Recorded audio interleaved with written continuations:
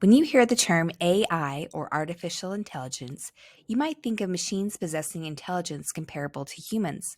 This would imply that the machine could understand, learn, and perform any intelligent task that a human could. The AI we have today is not that advanced. Artificial intelligence is technology that uses logic and prior experience to simulate human intelligence. The purpose of AI is to make the gap smaller between what a machine can do and what a human can do.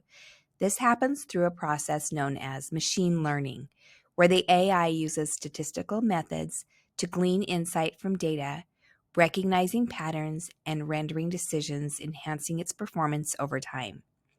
AI is not just limited to interaction between a human and a computer. AI often runs in the background to provide insights from data or, for example, to operate machinery without direct human intervention. Some of the AI that is popular is called generative AI. It is a subset of AI. Generative AI would be classified as models capable of generating new content from large data sets. Generative AI comes from large language models using a generative pre-trained transformer or GPT. You may have already encountered or heard about generative AI like chatbots or virtual assistants like ChatGPT, Bing, or Bard that seem surprisingly human-like. You type in a question and get back an answer that is written out in conversational language, like you're having a conversation with your computer. Chatbots simply try to recognize context and generate a response. Generative AI can also create art, music, and poetry. Examples include an art generator like Midjourney or Suno for creating music. There are also generative AIs that can create realistic videos. Perhaps you've heard of deepfakes, where you manipulate images, voice, and video and replace existing content with content that seems authentic and unaltered.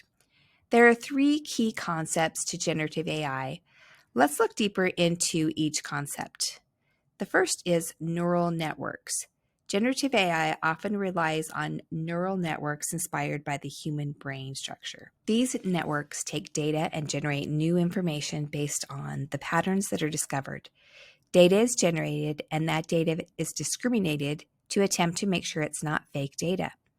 Generative AI learns from diverse datasets, absorbing patterns and features from various inputs. This can sometimes lead to the generation of unexpected outputs.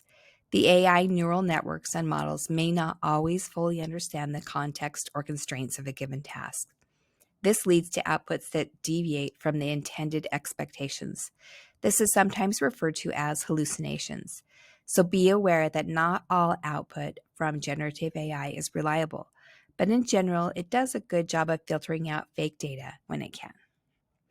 The second concept is training and learning. Machines in generative AI are trained on vast data sets to understand patterns and relationships. As patterns and relationships emerge, they can do a better job of creating content. It's important to realize that generative AI is only as good as the data it's been trained on. That data may be incomplete or biased. Recognizing and mitigating bias is a challenge that requires careful consideration. It's essential to critically evaluate the information and use generative AI as a tool to assist rather than to replace human judgment. The third concept is ethical considerations. As with any powerful technology, generative AI raises ethical questions. Like any powerful tool, generative AI has its own challenges. Content may be generated that reveals sensitive information about individuals, so there are concerns about privacy. There may be security risks with hackers creating harmful content. Generative AI also plays a part in replacing or changing jobs, but it may also create new opportunities. There's the challenges of adapting changing job requirements as well. All these concerns must be considered when it comes to generative AI. As we begin to use generative AI, there's an important skill to consider. We must learn how to phrase effective questions to get accurate answers. You need to be very clear and precise about what you want, presenting one clear question at a time. Multiple questions at a time may lead to less accurate responses.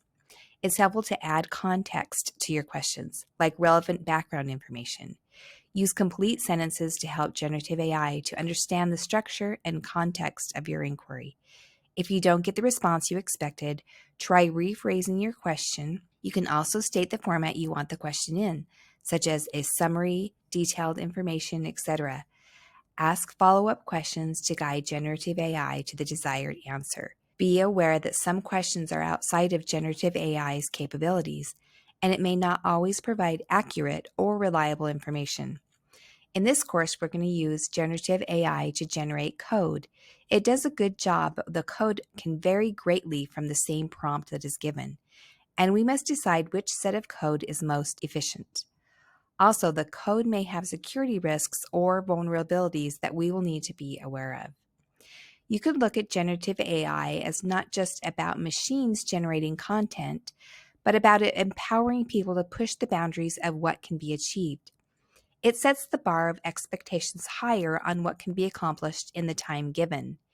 Even with its limitations, generative AI has the potential to transform the way professionals work across industries by automating tasks, improving decision making, fostering innovation, and enhancing overall efficiency. It's a tool that we can use as professionals to improve what we do if we understand its limitations and use it properly.